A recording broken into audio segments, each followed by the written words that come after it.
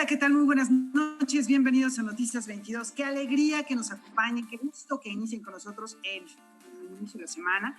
Y bueno, estar acompañada por Rafael García Villegas es un verdadero placer. ¿Cómo estás, Rafa? ¿Cómo te va? ¿Qué tal la semana? ¿Qué tal, mi querida Laura? El placer es todo mío. Muy tranquilo, fíjate que quedándose en casa siempre uno descubre cosas nuevas por hacer. Se puede ver teatro, se puede ver cine, se puede disfrutar de muy buena música, como lo hemos estado reportando en estos días. Entonces, las actividades y las alternativas son muy variadas. Y hoy, de manera particular, Laura, también, hola, Laura Regis, en la Selección de Lenguas de Señas Mexicana, les tenemos una recomendación muy interesante, sobre todo para traer a cuento y a la memoria una mujer que no requiere más presentación, Frida Kahlo. Hoy se cumplen 113 años del natalicio de esta artista que marcó un antes y un después en la historia del arte mexicano, que se internacionalizó y que se ha vuelto un referente indiscutible del quehacer cultural y de la vida cultural de nuestro país. Pues como parte de esta conmemoración, el Museo Frida Kahlo ofrece algunas actividades en línea y en los siguientes días habrá muchas sorpresas. Aquí una probadita.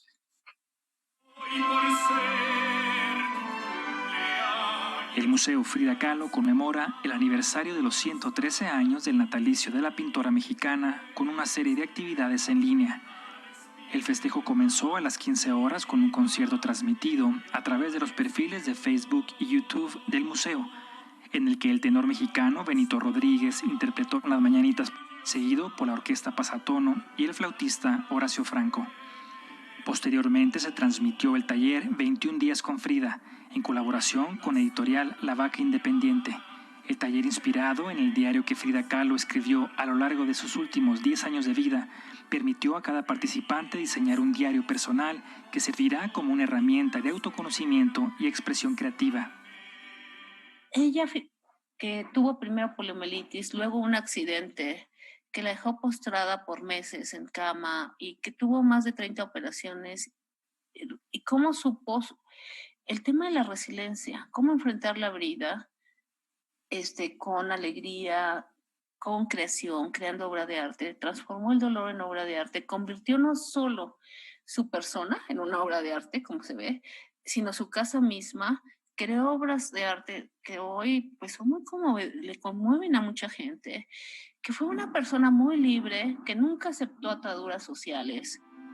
Asimismo, se publicó un video con la lectura de una selección de textos del diario de Frida.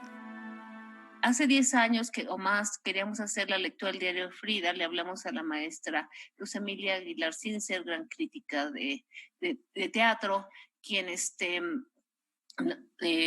nos sugirió, ella hizo la selección de textos del diario y nos sugirió que estuviera Felia Medina, Julieta Gurrola, no sabes qué cosa, y la musicalización de Pedro de Tavera es espectacular.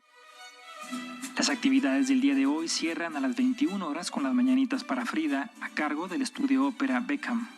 A partir de mañana martes se lanzará la convocatoria para el concurso en Facebook Envíale un dibujo a Frida Kahlo, que consiste en realizar una ilustración con mensaje de felicitación a Frida, el cual premiará a 5 ganadores con pases dobles para visitar los museos Frida Kahlo y Diego Rivera Anahuacalli.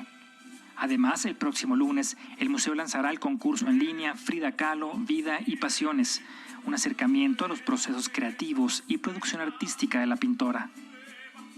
Es un curso con nuestras asesoras, expertas en la Casa Azul, en Frida, donde analizamos el entorno nacional e internacional en que Frida vive, cómo es que llega Trotsky a su casa, Bretón, Isamu Noguchi, toda esta vida cosmopolita que tenía Diego Rivera y Frida Kahlo, con Ania y Joseph Albers, en fin. Las convocatorias se pueden seguir a través de la página del Museo de Frida Kahlo y de sus redes sociales, donde también se podrán revivir las actividades del día de hoy. Noticias 22, Omar Vera. Bueno, seguimos hablando de alguna manera de Frida Kahlo. Ustedes saben que ella mandó construir junto con Diego Rivera una casa que fue de los primeros trabajos funcionalistas que hubo en México y se la encargaron al arquitecto Juan O'Gorman. Ahí trabajaban ellos de manera separada, cada uno en sus estudios, pero tenían una especie de puente que los vinculaba y se podían visitar desde luego con su independencia creativa. Bueno, pues por medio de una exposición virtual vamos a poder revisar algunos de los retratos que Diego Rivera pintó en aquella época en esa casa estudio de San Ángel. Estos trabajos forman parte de esta muestra por lo pronto virtual, pero después, ya que termine la pandemia, ya que sea posible, se van a poder visitar físicamente. Vamos a conocer más. Una selección de los retratos que hizo Diego Rivera cuando vivió en la casa de San Ángel son presentados en una exposición virtual. En las imágenes se ven piezas de su colección prehispánica y de arte popular, así como los elementos arquitectónicos de la casa construida por Juan O'Gorman. Lo que van a encontrar en las redes sociales es una selección de obras de Diego, las imágenes de estas, en donde pueden apreciar algunos objetos que se encuentran en el estudio de Diego Rivera, en la casa de San Ángel.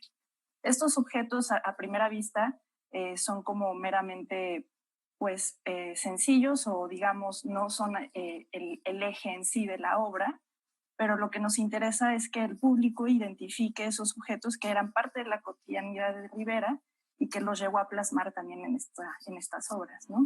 La exposición Gabinete Rivera podría dejar la red y en un futuro exhibirse en el Museo Casa Estudio Diego Rivera y Frida Kahlo. Lo que vamos a encontrar justo son elementos de pintura figurativa en retrato. Básicamente él tenía a las modelos o a los hombres también, porque vamos a encontrar también retratos de hombre, que esto es especial porque casi siempre se le relaciona a Diego con el pintar a las mujeres, ¿no? Pero en esta ocasión pues sí van a encontrar en las redes algunos retratos de hombres, como el retrato de Paul Anthony, que es muy interesante porque justo aparecen elementos muy característicos del espacio, como el equipal, que es una silla muy especial, fabricada tradicionalmente en México, en Jalisco, y también parte de su colección de arte prehispánico.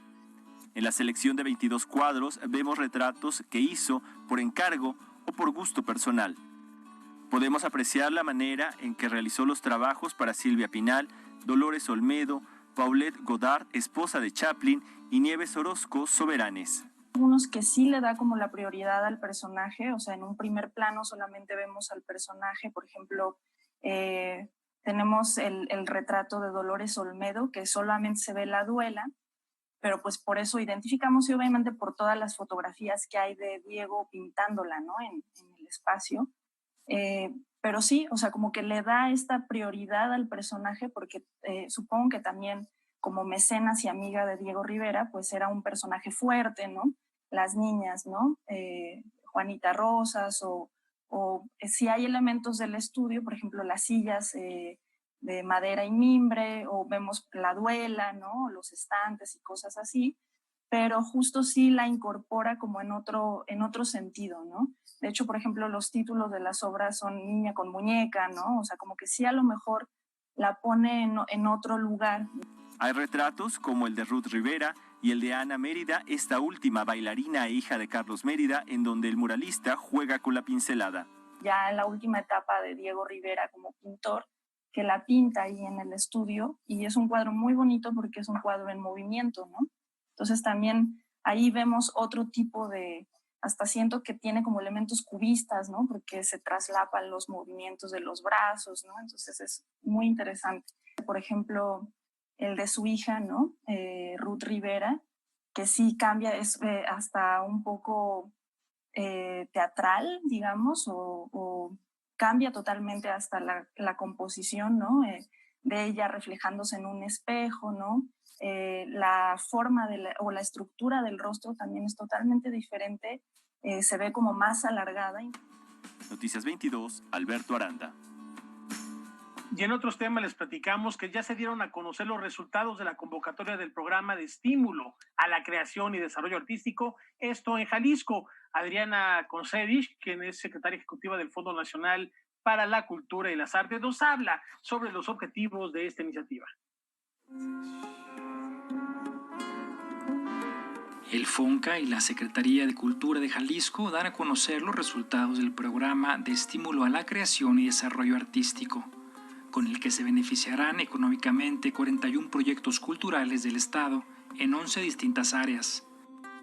Desde el año pasado el FONCA lleva los programas de estímulos a la creación artística y cultural con los estados. Es un programa de corresponsabilidad que lo que busca es estimular, fomentar la creación y la formación de los distintos agentes culturales con los distintos estados. Son convocatorias individuales con cada uno de los estados, por supuesto hechas siempre con la participación y la corresponsabilidad de la Secretaría de Cultura o el Instituto de Cultura de cada estado. Por supuesto, cada estado va armándola en función de las necesidades, las trayectorias y las experiencias en materia cultural de cada estado. Con la incorporación del FONCA en 2019, las reglas de operación del programa se llevan a cabo de acuerdo a la metodología que ha caracterizado al Fondo Nacional para la Cultura y las Artes desde hace 31 años, como es la selección entre pares y la autonomía de los jurados, además de la reciente adhesión de la selección del jurado mediante un proceso de insaculación o sorteo ante un notario público. Se genera un padrón con la gente que puede ser jurado, que cumple con los años de trayectoria y de experiencia, un padrón lo más amplio posible, y se insacula en 2 bolsas de tal manera que tengamos la constitución de un jurado mixto y que la decisión de ese jurado no sea de ningún funcionario, ¿no? La Secretaría de Cultura de Jalisco integró por primera ocasión las disciplinas de circo, literatura en lenguas indígenas y medios alternativos, una de las razones por la que este año la convocatoria ha tenido mayor respuesta que en ocasiones anteriores, rebasando las 800 solicitudes. Yo creo que tiene que ver con muchos factores. En primer lugar, pues un trabajo de difusión y de ampliación de los circuitos a los que llegan las convocatorias. Creo que eso tiene muchísimo que ver. Pero bueno, pues también, sin duda alguna, hay una situación en este momento de enorme dificultad para la comunidad artística y cultural, como para todas las comunidades por la emergencia sanitaria, ¿no? Los 41 estímulos ofertados suman un total de 3.144.000 pesos que serán distribuidos a los creadores y grupos de creadores seleccionados. Un presupuesto ligeramente mayor que años pasados, con aportación estatal y federal. Noticias 22, Omar Vera. Bueno, y también en este mismo sentido, en temas de política cultural, hay avances en los mecanismos de apoyo para creadores durante la situación excepcional que estamos viviendo. La Secretaría de Cultura del Gobierno Federal y artistas integrantes del colectivo No Vivimos del Aplauso, el Movimiento Colectivo por la Cultura y el Arte en México y la Asamblea por las Culturas acordaron que van a ser 2 estos mecanismos que se podrán utilizar para apoyar económicamente a los creadores más afectados ante la contingencia sanitaria. En una reunión que se llevó a cabo de manera remota, que encabezó la Secretaria de Cultura, Alejandra Frausto, y contó con la participación de funcionarios diversos de la dependencia y representantes de estos colectivos, se explicó que artistas que forman parte de la base de datos que la comunidad ha conformado y que se presentó en reuniones previas van a poder acceder, van a poder tener recursos al suscribirse al banco de funciones o, por otro lado, recibir un apoyo directo por parte de la Secretaría del Bienestar. El Banco de Funciones dará un pago de 15,000 pesos por la presentación de un proyecto artístico que se llevará a cabo cuando las condiciones lo permitan, o habrá apoyos directos de 25,000 pesos. Este es un mecanismo que el Gobierno de México está otorgando a través de la Secretaría del Bienestar. Les vamos a tener en días subsecuentes más detalles para que los creadores artísticos conozcan cómo poder llegar a estos apoyos, recibir estos apoyos que está ofreciendo el Gobierno de la República. Vamos a la pausa.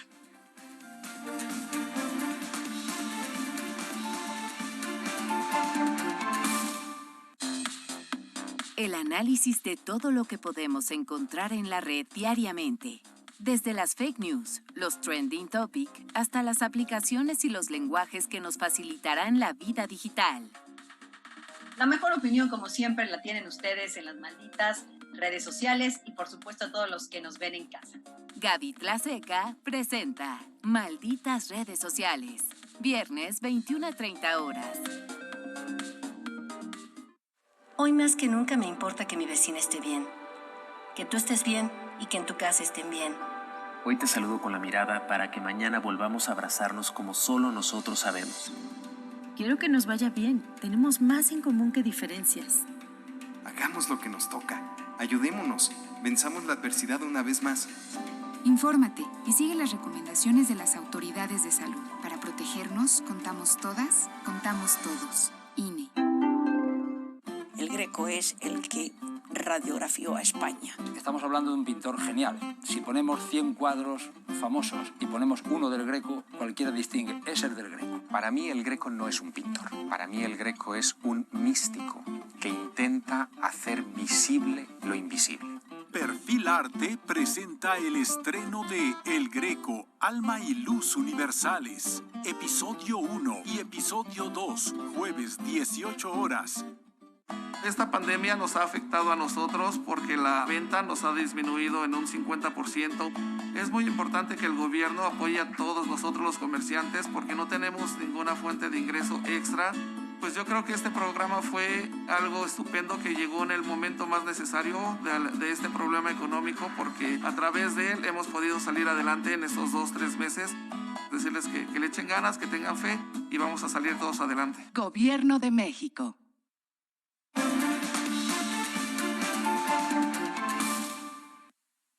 Fíjense que el canal Capital 21, que inició sus transmisiones el 24 de junio de 2010, bueno, pues está cumpliendo 10 años de una historia muy interesante, muy intensa, a veces un tanto tormentosa, y que ha tenido una renovación en los últimos tiempos muy interesante. Justo ahora atraviesan por un periodo del que nos va a platicar su director general, Sebastián Ramírez Mendoza. Sebastián, qué gusto platicar contigo, porque están pasando muchas cosas. Hemos sido testigos de cómo Capital 21 empezó con muchos programas comprados de muy buena calidad, tuvo circunstancias laborales y de administración que lo hicieron tener periodos un poco difíciles o muy difíciles. ¿Cuál es el momento que atraviesa ahora Capital 21, Sebastián? Bienvenido.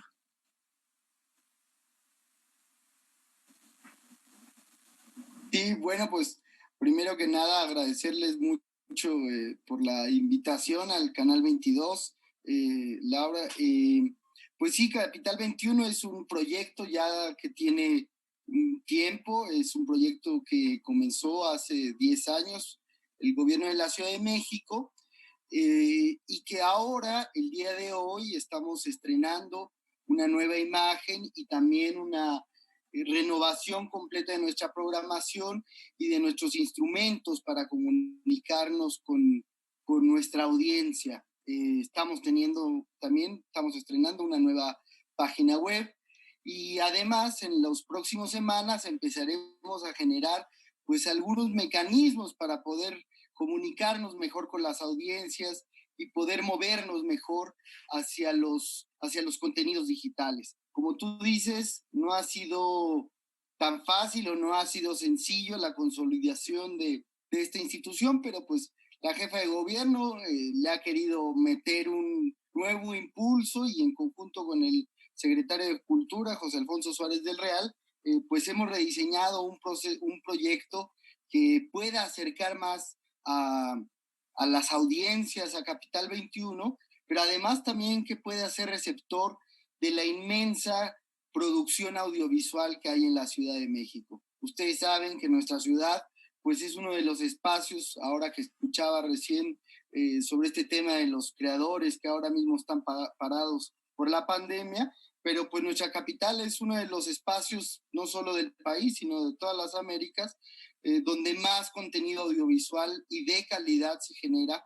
Así es que queremos que Capital 21 sea un espacio donde muchos puedan producir, puedan difundir y se generen los debates necesarios pues, que deben darse en los medios públicos. Sebastián, ahora que me mencionas esto de la posibilidad de que productores independientes participen, ¿cuál es el modelo de televisión que están buscando hacer? ¿Cuáles los parámetros en los cuales se basan?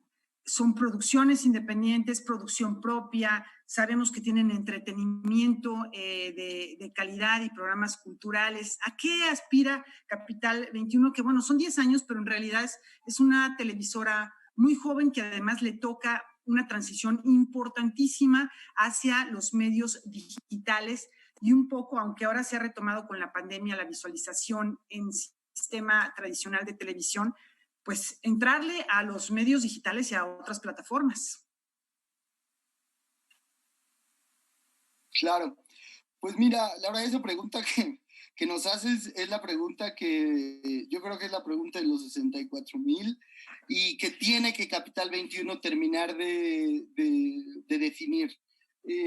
Venimos de un proceso en donde durante muchos años se compraba todo lo que se hacía a productoras o todo lo que se presentaba, pero yo creo que con un defecto que es no establecer parámetros. Yo creo que eso puede ser riesgoso porque los medios públicos, pues ustedes lo saben, tienen que comprometerse con la producción pues de cierta calidad, de ciertas agendas, de ciertos temas, ¿no? No solo es pues licitar a ver quién me produce un programa matutino, por decirte, ¿no? Sino cómo la inversión que hace el Estado puede ser capital semilla para que se desarrollen ciertos contenidos audiovisuales que de no hacerse impulsados por los medios públicos, pues va a ser difícil que se hagan. Entonces, hemos transitado a un modelo en donde queremos que el canal adquiera ciertas capacidades de producción propia, porque pues tampoco terminas por ser un canal si no puedes producir nada, pero ese es el reto y de hecho vamos a lanzar una consulta a partir del mes de agosto en donde nos gustaría terminar de cerrar un modelo que creemos, o por lo menos yo veo, que en México no se ha experimentado, no se ha desarrollado lo suficiente, en donde la inversión pública pueda ser un motor para que pequeñas productoras, cooperativas, colectivos de producción audiovisual, independientes, de jóvenes, de gente no tan joven, etcétera, pueda hacer televisión de calidad. Con un acento muy importante, la educación. Eso es lo que a nosotros más nos interesa, el tema de la educación en distintos ámbitos de la vida, salud, medio ambiente, tecnología, etcétera. Ahí es donde queremos poner el eje central y para toda la familia, no solo para niñas y niños, ¿no? Pues de verdad que mucho éxito te deseamos a ti, al canal, a Capital 21, Sebastián, en esta nueva etapa que están iniciando ya después de una década de adquirir cierta madurez y bueno, tratándose de un canal que responde a una ciudad tan grande y tan compleja, tan diversa, tan rica, tan conflictiva como la Ciudad de México, yo creo que se tendrá que estar a la altura de estas expectativas, seguramente así será y estaremos ahí en la programación con muchísima atención. De verdad, qué gusto platicar contigo, Sebastián. ¿Cómo ves, Rafa, este inicio de un canal que pues, es un canal hermano en muchísimos sentidos, con su propia identidad, pero que bueno, pues ahí vamos de alguna manera de la mano los medios públicos buscando contenidos que hagan frente a las necesidades de la población? Fascinante la propuesta. Un abrazo, Sebastián, por favor, a todo el equipo de Capital 21 y a cerrar filas, porque para eso estamos, vamos a que esto sea el inicio también de un intercambio de ideas y de proyectos para cerrar filas y enriquecer, como bien apuntas, la educación es fundamental y es necesaria, y enriquecer hoy más que nunca a través de los medios públicos esta educación y la oferta cultural que se da de manera particular en la Ciudad de México y que podemos encontrar en Capital 21 y la que se da en el mundo y en el resto del país, que pueden encontrar también aquí en Canal 22. Yo creo que vamos de la mano, celebramos este 10º aniversario y a seguir adelante. Muchas felicidades de verdad a todos en Capital 21. Y una vez hecha esta felicitación y refrendada esta hermandad con nuestros amigos de Capital 21, ¿qué les parece si nos vamos ahora a Brooklyn para platicar de una película, bueno, de unas fotografías, más bien es un libro que nos explique Julio López de qué se trata esto que se llama 19 Times.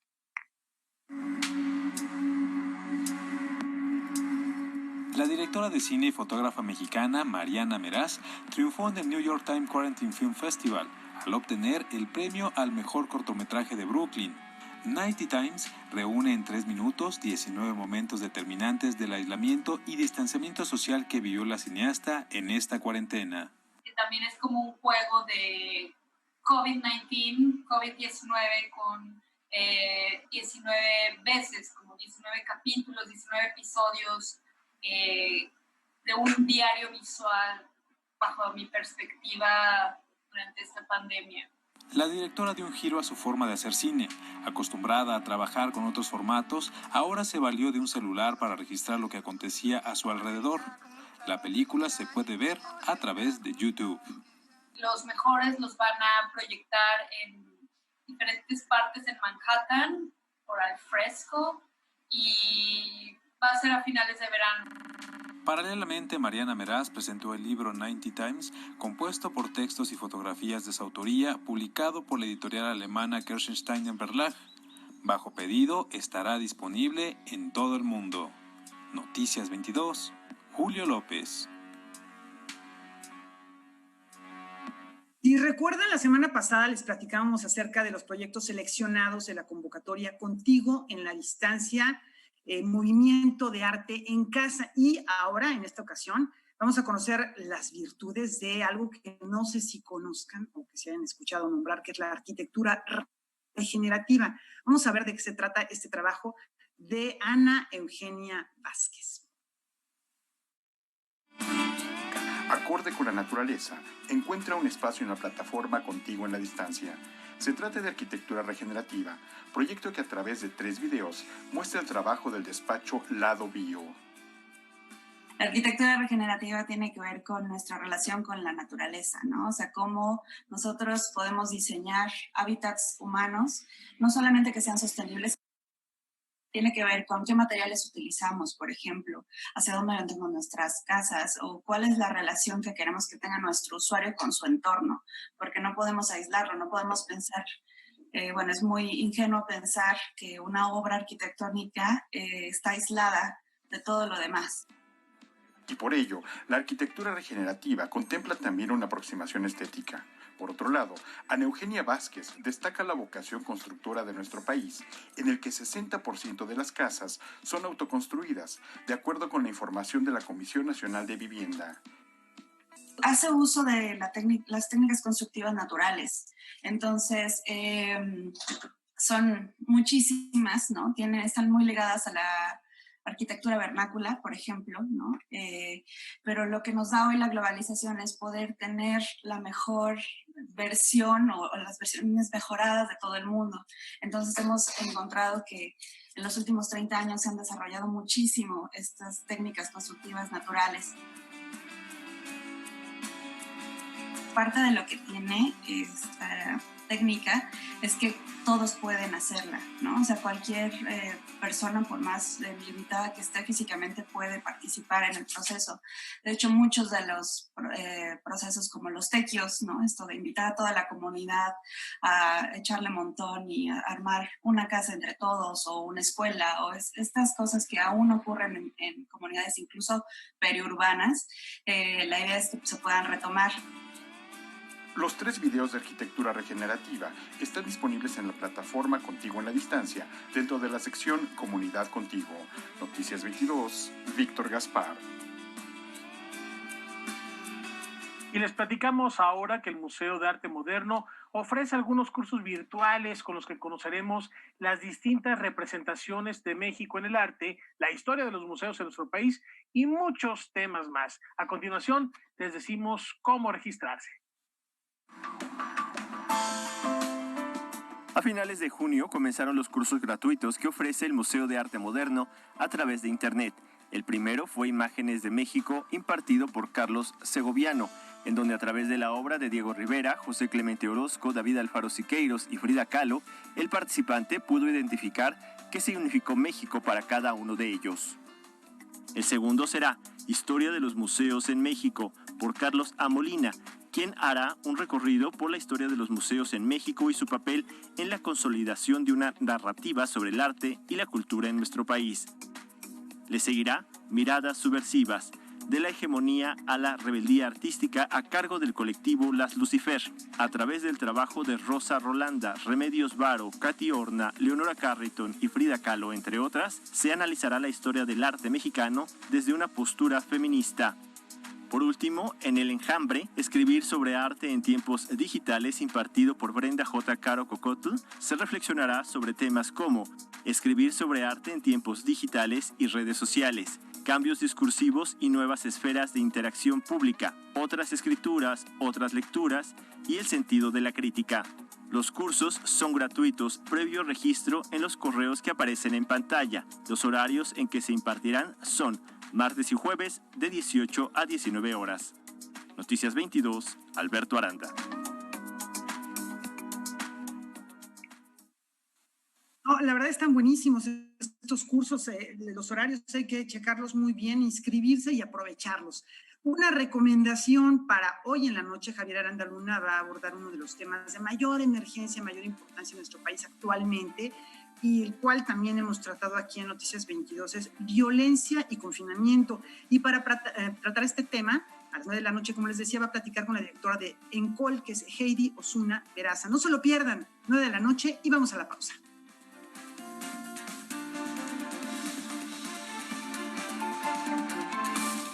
El joven mandatario norcoreano que superó a sus hermanos en la sucesión de la dinastía Kim, una dictadura cubierta de misterio.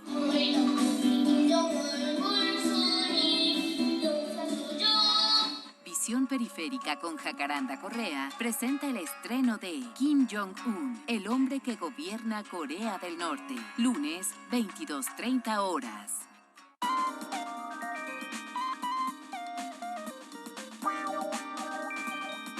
Me parece evidente que el casco de Darth Vader está inspirado en el hermosísimo casco de los feroces samuráis. Caballero del Zodiaco está lleno verdaderamente de mitología grecolatina.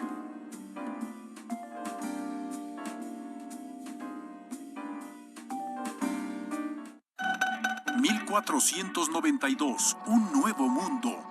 La historia que nos contaron comienza con un pie posado en una playa y que pertenece a un navegante genovés llamado Cristóbal Colón. 33.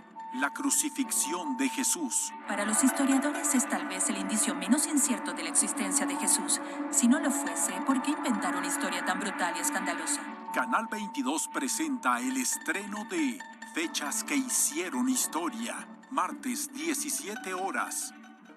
Nadie tiene derecho a ejercer violencia y nadie tiene por qué vivirla. La violencia nunca es normal, nada la justifica. Si vives violencia, busca ayuda, no estás sola. Si ves o sabes de alguien que vive una situación de violencia, denuncia. Llama al 911, ahí te escuchamos, te creemos y te apoyamos las 24 horas. Rompamos el silencio, detengamos la violencia contra niñas y mujeres. No estás sola, estamos para apoyarte. Gobierno de México.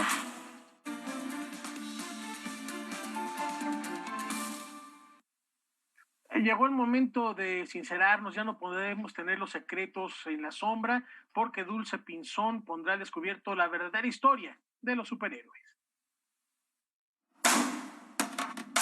Con el propósito de sacar del anonimato y reflejar la enorme contribución económica y social de la población latina indocumentada en la ciudad de Nueva York, la artista visual Dulce Pinzón creó a lo largo de 10 años la serie fotográfica titulada La verdadera historia de los superhéroes, obra que ha sido seleccionada para ser parte de la colección permanente del Museo Universitario de Arte Contemporáneo, MUAC. Al llegar a la ciudad de Nueva York, en la cual viví 16 años, me di cuenta que nuestros compatriotas viven su vida en completo anonimato y sin embargo la repercusión de su contribución es enorme, ¿no? Es enorme en cuestión de divisas, en cuestión de remesas y también en cuestiones sociales. La serie es un proyecto inspirado en la renovación del concepto heroísmo tras la caída de las Torres Gemelas en 2001, momento en el que los ciudadanos comunes se convirtieron en héroes anónimos. Y pienso, ¿a quién podríamos realmente revertir estos valores de heroísmo? Y pienso que nuestros mexicanos, nuestros migrantes, también latinoamericanos, merecen este reconocimiento, pero yo quería hacer un tributo visual. Son 19 imágenes de mexicanos indocumentados que viven en Estados Unidos y también algunos latinoamericanos vestidos, ataviados como los superhéroes en ficción de la cultura pop.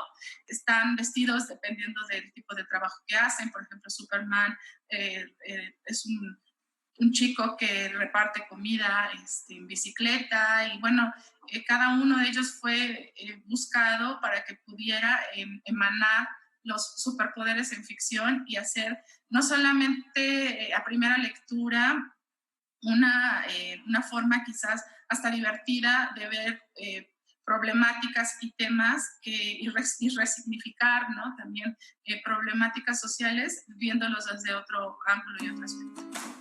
Este 2020, además del MUAC, el Museo Nacional de Historia Americana en Washington, D.C., también decidió adquirir la misma serie para su colección permanente. Es un orgullo profundo, ¿no?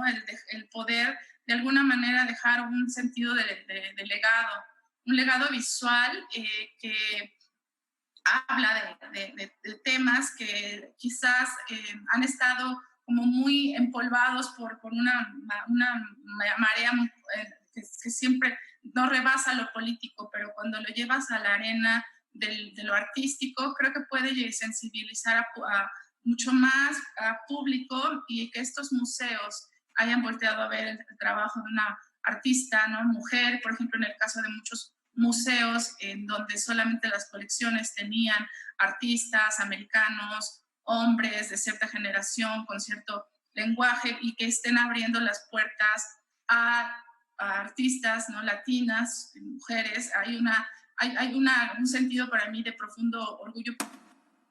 Noticias 22, Omar Vera.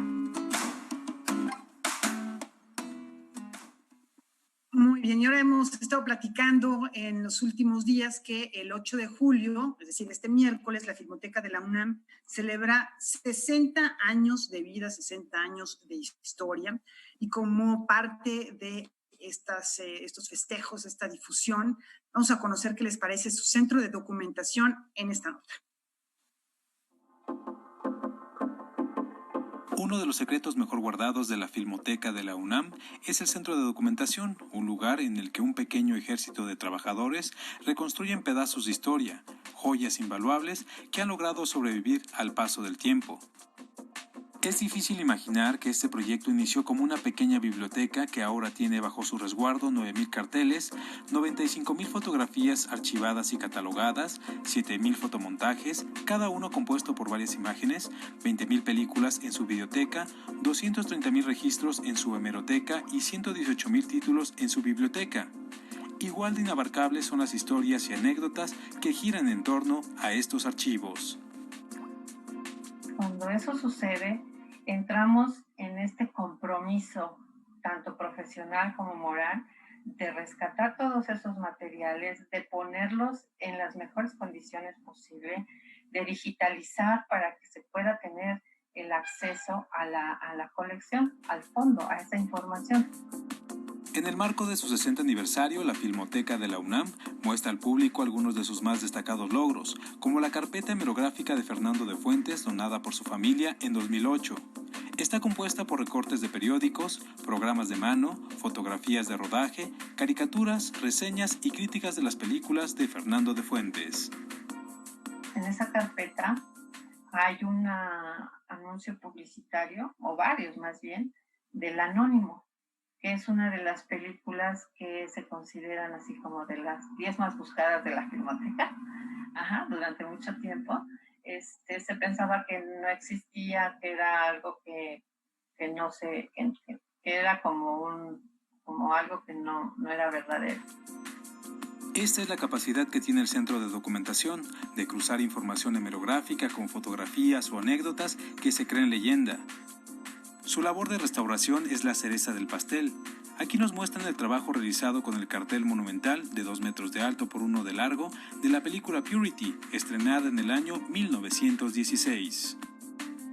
El cartel es un grabado impresionantemente hermoso, Art Nouveau, y en ese cartel forma parte de una colección de más carteles casi monumentales que necesitan ser restaurados, pero porque era el más dañado, digamos, de todos, se eligió para que se restaurara y quedó bellísimo.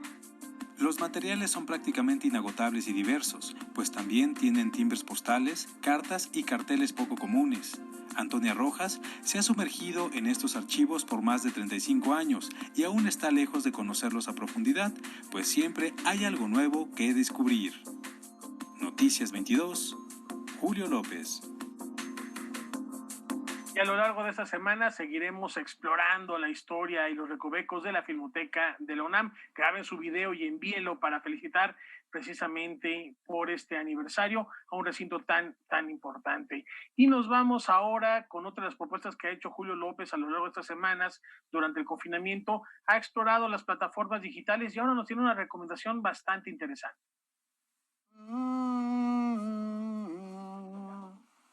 Okay. I'm ready. Alejado de la vida pública, Walter Mercado se embarca en lo que será su última aventura terrenal. Las cartas están echadas, el destino le regala una última oportunidad de alcanzar la cima. Como si fuese una estrella del firmamento, antes de morir brillará intensamente en una explosión multicolor. La leyenda del astrólogo quedó inmortalizada en el documental Mucho, mucho amor. Estamos grabando con él durante 2 años y terminamos el documental el 1 de noviembre y él se murió el 2 de noviembre. Así que creo que todo esto era una cosa cósmica. El documental, contado en capítulos, muestra todas las facetas de este hombre capaz de capturar tu atención con su acto por unos minutos. Una especie de oráculo que adivina el futuro mientras, ataviado con su capa, realiza un truco de magia. Otros simplemente veían un charlatán que buscaba aprovecharse de la ingenuidad de las personas. ¿Puedo decirle edad? No. Nosotros queríamos ser honestos con el público y honestos con Walter, en el sentido de que aunque el legado yo creo que es uno positivo, había momentos negativos en su carrera y de esos momentos yo creo que él aprendió muchísimo y nosotros podemos aprender. Y es importante darse cuenta que por muy famoso que es una persona muy adorada, como llegó a ser Walter, somos complejos, ¿no? El ser humano es un ser complejo. Tal vez el mayor logro de este trabajo es que captura la esencia del personaje, su estridencia y extravagancia, pero de manera honesta. El mismo Walter sortea las preguntas más incómodas con una sonrisa dibujada en la cara.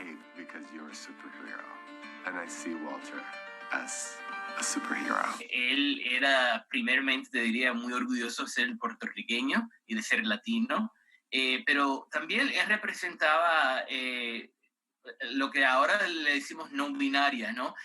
Una persona que no se identificaba necesariamente con lo masculino o con lo femenino. Una persona que representaba, inspiraba a la comunidad LGBT. Él era para muchas diferentes personas. Después de estrenarse exitosamente en el Festival de Sundance, Mucho, mucho amor llega este 8 de julio a Netflix. Noticias 22, Julio López. Mucho, ¿qué? Amor. Bueno, pues ahí está posibilidad de acercarse a un personaje. Y nos vamos a la pausa, regresamos, vamos a platicar sobre el fallecimiento de Ennio Morricone. Qué gran pérdida, la desaparición física de este hombre, qué gran legado nos deja. Aquí está Juan Arturo Brena, volvemos.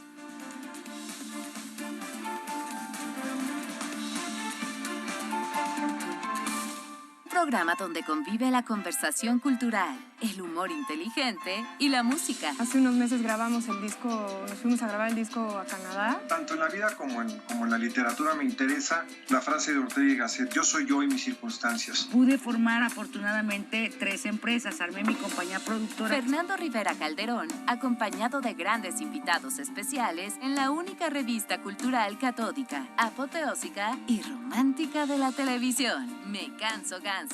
Jueves 21 a 30 horas. Retransmisión sábados al terminar Zona D.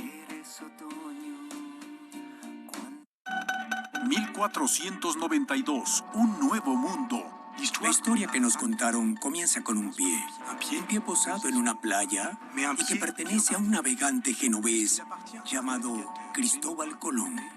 33. La crucifixión de Jesús. Para los historiadores es tal vez el indicio menos incierto de la existencia de Jesús. Si no lo fuese, ¿por qué inventar una historia tan brutal y escandalosa? Canal 22 presenta el estreno de Fechas que hicieron historia. Martes, 17 horas. El COVID es una pandemia invisible. Notamos su presencia por el número de muertos. La violencia contra la mujer es una pandemia visible. ¿Quieren conocer el último retrato o algunos de los más recientes para ver de qué tamaño es este problema y en serio tratar de combatirla? Los esperamos aquí con Heidi Osuna de Encol esta noche. Hoy, 21 horas.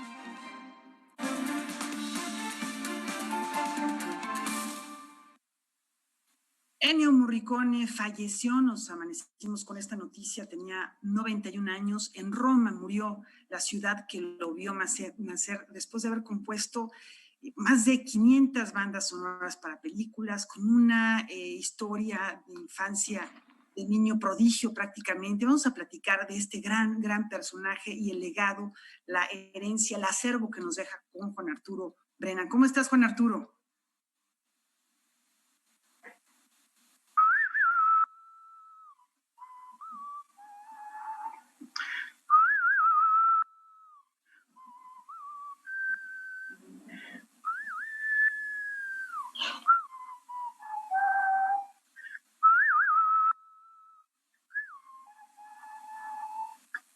Esto es lo que me llevaré yo siempre de lo muchísimo que escuché de Ennio Morricone. Fantástica su música de Spaghetti Western y esto me lleva a comentar, buenas noches Laura, buenas noches Rafa, buenas noches a todos, que Ennio Morricone tiene entre otras características que es probablemente el único compositor de la historia de la música para cine que inventó un género musical asociado sola y exclusivamente con un subgénero cinematográfico. La música Spaghetti Western no puede ser utilizada para ninguna otra cosa, se le identifica solamente con ese género y la inventó Morricone. Todos los elementos separados, la guitarra eléctrica, la trompeta, la armónica, el bajo, las voces guturales, el silbido, se habían usado separadamente en distintos soundtracks para películas de distinto género, pero la combinación a la que Morricone atinó cabalmente es suya, es única y la asociación Morricone, música Spaghetti Western, será eterna.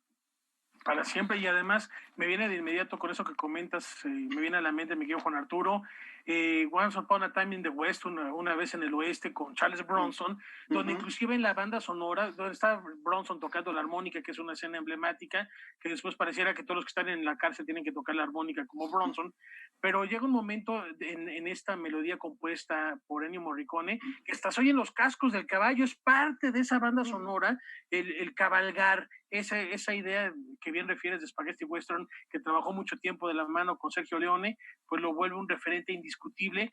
No obstante, hizo música para otras películas muy emblemáticas que no tenían que ver con ese oeste italiano. Sí, pero no solo eso, sino que a lo largo de lo que mencionaba Laura, más de 500 soundtracks, ¿sí? Se demuestra claramente que Morricone, si bien fue el gran inventor y el gran profeta de la música para Spaghetti Western, no fue, por supuesto, lo único que compuso, como bien dices. Sin embargo, hay una cosa muy interesante. No pude revisar las 500 películas porque no hay manera, no había manera de hacerlo, pero de lo que pude revisar durante el día y lo que recuerdo yo, es un hecho que Morricone compuso música para una cantidad enorme de géneros cinematográficos. Sin embargo, sí había un límite. La personalidad suya y la personalidad de su música hacían que estuviera acotado en cierta manera. Por ejemplo, no creo, espero no estar equivocado, que a ningún director se le haya ocurrido llamar a Morricone para componer la música de una película de ciencia ficción. No era su temperamento. Y sin embargo compuso Juan Arturo, música. Por ejemplo, no, justamente pensaba en otro que no sé si sea un subgénero, pero podría ser todas estas películas de gángsters. Están Los Intocables, Los Odiados 8, Once Upon a Time in America, que, bueno, pues también tiene una parte ahí de este género gangsteril de la época de la prohibición, en fin. también era una faceta que manejaba muy bien desde el punto de vista de las bandas sonoras.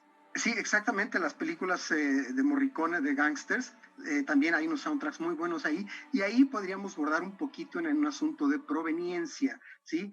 Gangsters en general, sí, los hay en todas partes del mundo, pero el concepto mafia es muy específicamente italiano, ¿sí? Entonces, la asociación gangster, vamos a mafia, vamos a Italia, vamos a Morricone, había una cierta lógica de origen, de proveniencia, y por supuesto los soundtracks de Morricone para las películas de mafiosi, fueran italianos o no, en general había muchos italianos, también tienen un referente, un antecedente importante. Yo quería mencionar algo que, Rafa, tú comentaste cuando estábamos haciendo nuestras tradicionalísimas pruebas técnicas para evitar que el chamuco del internet nos gane, que casualmente, un día como hoy, en 1971, murió Louis Armstrong.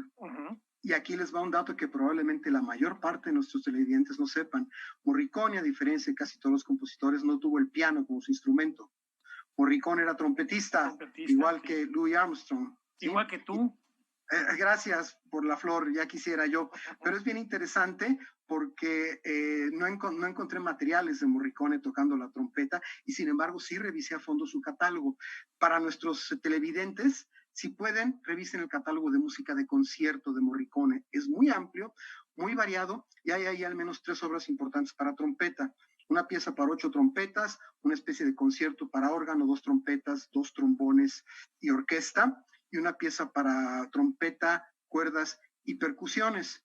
No tengo idea si estén grabadas, pero me propongo mañana mismo buscarlas por cielo, mar y tierra, porque me encantaría escuchar la música que Morricone compuso para su instrumento fuera del cine, porque por supuesto en el cine, además de muchas otras cosas, están estas delirantes cadencias para trompeta de su música para spaghetti western.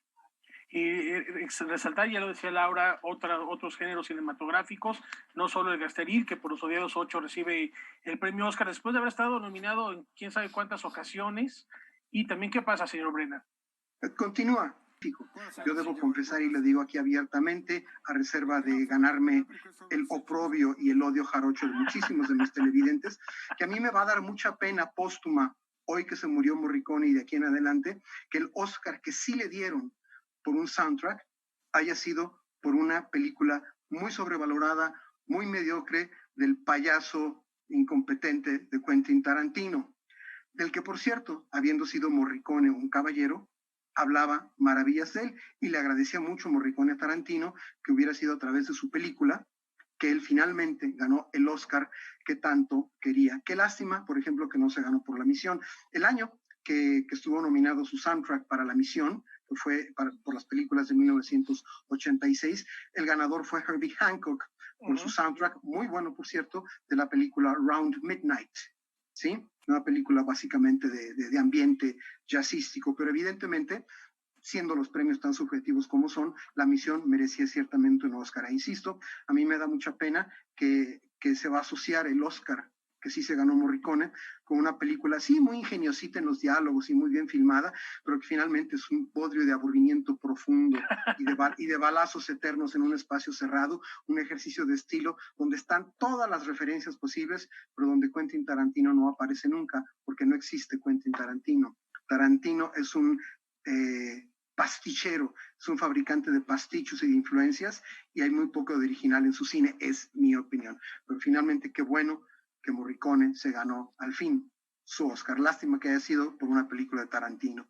Bueno, trabajó siempre la mayor parte de su vida en todas las películas de Tornatore, estuvo la música presente de Ennio Morricone, y también subrayar que dejó una carta póstuma hermosa que leyó el abogado, donde hace referencia y se despide de una manera muy emotiva de su mujer de 60 años, estuvieron casados 60 años a raíz del accidente automovilístico, se conocieron y jamás se separaron, y en la carta, y por eso les traigo cuento, también hace referencia a Pipo, a Giuseppe Tornatore, a propósito del cariño y el agradecimiento que le tuvo por haberlo dejado musicalizar su obra. Exactamente, y entre las consecuencias interesantes que se mantienen de Tarantino, quisiera mencionar rápidamente, porque ya nos vamos, que en 2004 un grupo de músicos absolutamente locos de su cabeza, australianos, fundaron la Spaghetti Western Orchestra, que no es una orquesta, es un pequeño quinteto donde manejan muchísimos instrumentos que se van por todo el mundo tocando en concierto música de spaghetti westerns, muy particularmente la de Morricone. He visto algunos videos de ellos y son formidables. Les recomiendo a nuestro auditorio, busquen Spaghetti Western Orchestra. Vean y oigan la música de Morricone. Vale la pena. Hoy este segmento ha sido un homenaje a la memoria del gran Ennio Morricone. Gracias. Chao. Gracias, Juan Arturo, por engalanar desde el inicio de la semana. Laura, nos vamos. Muy buenas noches.